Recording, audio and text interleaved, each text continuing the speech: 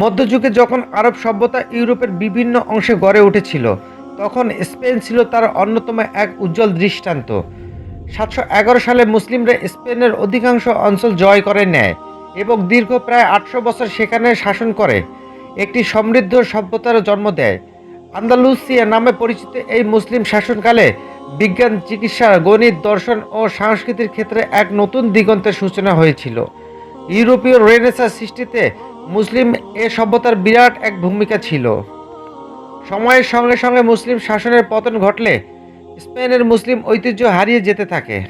তবে বাংলাদেশে মোটামুটি 2000 সাল থেকে নিজেদের কমিউনিটির মধ্যে স্পেনের অনেক শহরের মতো বার্সেলোনা শহরেও নতুন ইসলামী শিক্ষা ও সংস্কৃতির আন্দোলন গড়ে তুলেছে, যা মুসলিম সমাজের এই প্রাচীন ঐতিহ্যকে নতুন করে জাগিয়ে তুলেছে।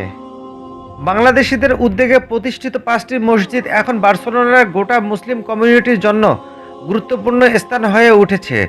শাহজালাল জামে মসজিদ, লতিফিয়া ফুলতলি জামে মসজিদ, দারুল আলম জামে মসজিদ, বার্সেলোনা কেন্দ্রীয় জামে মসজিদ এবং নুমান বিন সাবিত জামে মসজিদ। এই মসজিদগুলো বার্সেলোনার বাংলাদেশি মুসলিম পরিবারগুলোর জন্য আশার প্রদীপ হয়ে দাঁড়িয়েছেন।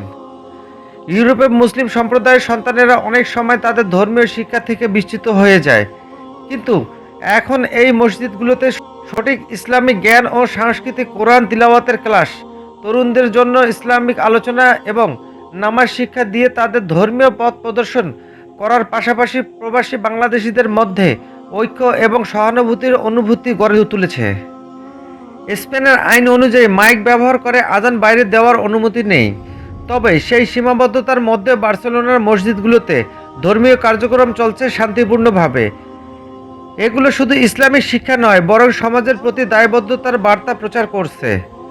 বাংলাদেশিদের প্রচেষ্টায় বার্সেলোনা ইসলামিক শিক্ষা ও সংস্কৃতি পুনর্জাগরণ নতুন দৃষ্টান্ত স্থাপন করেছে, যেখানে ধর্মীয় শিক্ষা, সহনশীলতা এবং সাংস্কৃতিক অঙ্গীকারের ভিত্তিতে শক্তিশালী সমাজ গঠিত হচ্ছে। একসময় মুসলিম সভ্যতার উজ্জ্বল নিদর্শন হিসেবে পরিচিত এই শহরে আজ আবার ইসলামী জীবনধারা পুনর্জীবিত হচ্ছে, যা বিশ্ববাসীকে শান্তি, সমৃদ্ধি এবং ঐক্যের বার্তা দিচ্ছে। যদিও বার্সেলোনা পুরো সময় মুসলিম শাসনাধীন ছিল না, তবুও মুসলিমদের অবদান শহরের সাংস্কৃতিক ও প্রশাসনিক বিকাশে ছিল অপরিসীম, যা আজও দৃশ্যমান।